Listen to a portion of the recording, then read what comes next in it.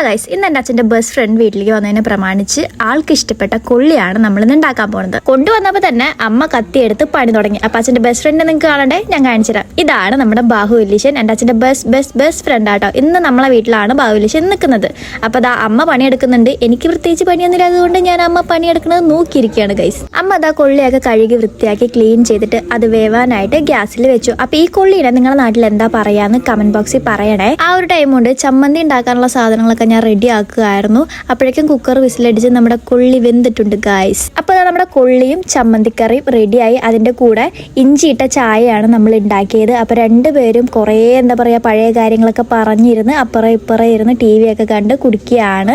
രണ്ടുപേർക്കും നന്നായിട്ട് ഇഷ്ടപ്പെട്ടു. കുറേ നാൾക്ക് ശേഷമാണ് ബാവുലിച്ച് നമ്മളെ വീട്ടിലേക്ക് വരുന്നത്. എനിക്ക് കൊള്ളി കഴിക്കാൻ പാടില്ല, കാരണം തൈറോയ്ഡ് നോർമലായിട്ടേ ഉള്ളൂ. അതുകൊണ്ട് ഞാൻ സൂക്ഷിച്ചേ കഴിക്കുള്ളൂ, എപ്പോഴും ഞാൻ കഴിക്കത്തില്ല. അതുകൊണ്ട് ഞാൻ ഇഞ്ചിയിട്ട ചായ ചുമ്മാ ഇരുന്ന് ഇങ്ങനെ കുടിക്കുകയായിരുന്നു ഗായ്സ്.